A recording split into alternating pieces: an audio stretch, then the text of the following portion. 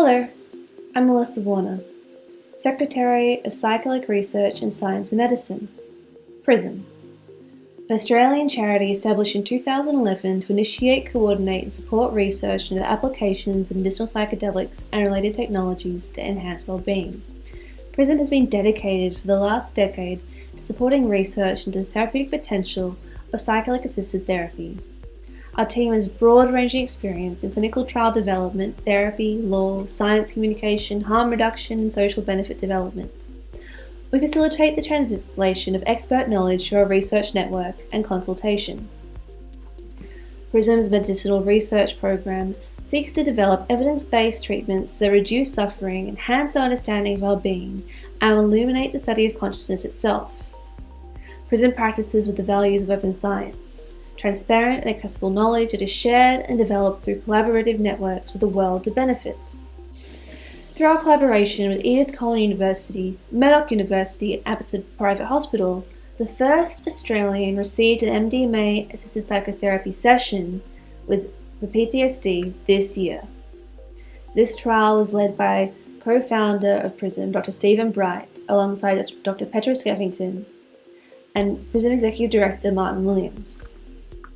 PRISM is currently seeking donations to support therapist supervision and training in collaboration with MAPS for this trial. MAPS have now completed their Phase 3 trials and are now preparing an application for MDMA as a new medicine to the FDA. It's vital that we have a trained and experienced cohort of therapists to carry out this important work in Australia. Your support really makes a difference. Our research and work relies on philanthropic support, supported by people like you, communities like ours. Please help us to continue to research the benefits of psychedelic assisted therapy in the form of a one-off gift or as a regular supporter.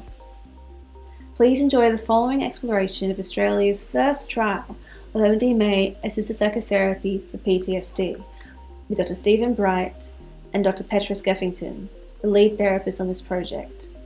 We value your support. Thank you. 3, 2.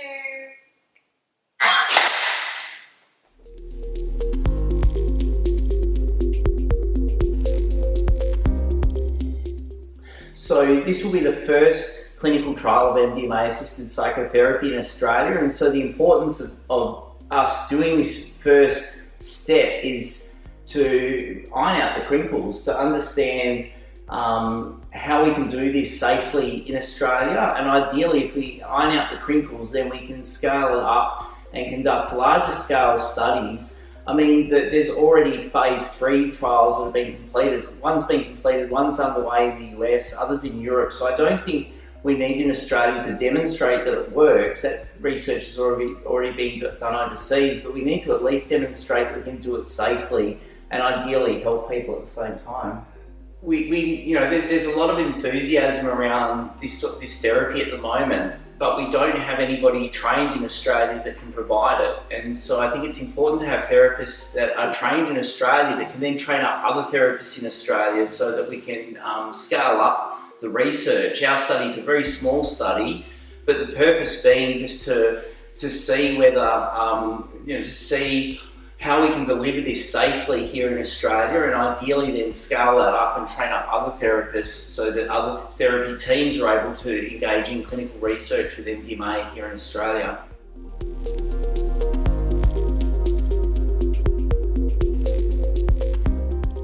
Okay, I'll go. Yeah, can you?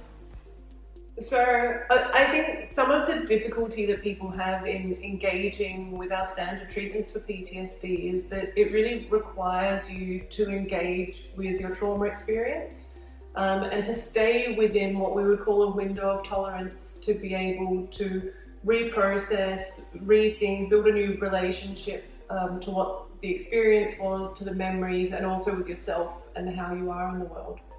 If someone can't stay within the window of tolerance, then they either remain very numb and they kind of bottom out, they don't engage, or they are overstimulated and the fight or flight response is triggered far too much, and they're also unable to engage in any treatment. The mechanism of action with an MDMA assisted therapy is that it will widen that window of tolerance. So your fight or flight mechanism won't be triggered as much, it'll be down-regulated a lot. Your prefrontal cortex, which helps you make sense and process what's happening, is completely unimpaired. So you can have a wider window of tolerance to approach really painful and difficult trauma memories, to be curious about them, to do that in a supportive environment with your therapists, in a way that I just don't think has been possible for some of these people before.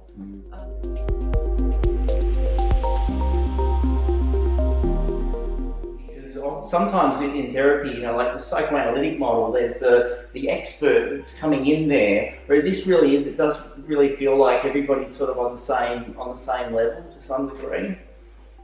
Yeah, it's much more collaborative. I find it difficult to speculate about what the client experience will be as well, because although there's overarching similarities in how a trauma response might play out for someone, for many people, and I think particularly for people involved in trials like this, they have some complicating factors, they haven't responded to other treatments, and so the way that they engage with this kind of therapy and what that will mean for them and how they make sense of it, I think will be quite different for each person as well.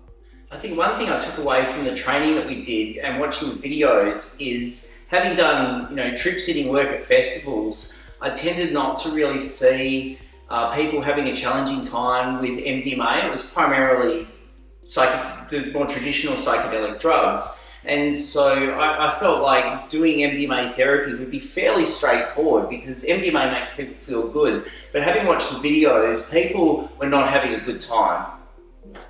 And I think that might be one misconception that people might have about MDMA therapy, that because it's called ecstasy and when you have it in a set party setting, you generally do have a good time, but in the actual MDMA assisted psychotherapy is not a good time. Stop.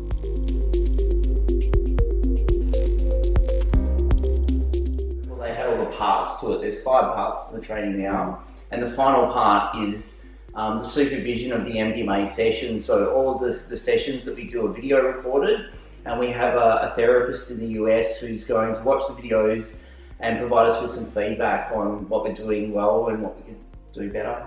Yeah, and then hopefully we can get through that with one participant. We'll see how we go, if we need extra supervisory support, and then we'll be properly graduated through the full training program. So once we've graduated, we'll be the first therapists in Australia that are accredited to provide MDMA assisted psychotherapy.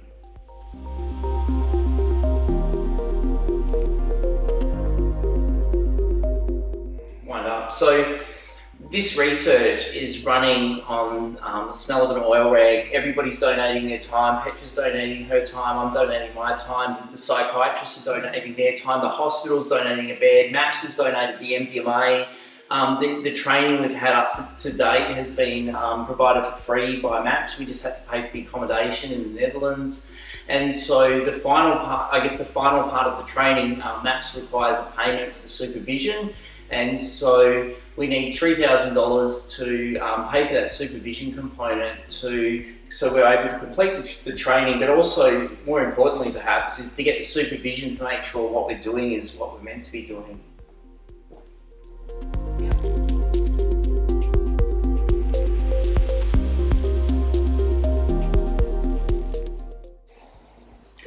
Is that right? Yeah, that's it.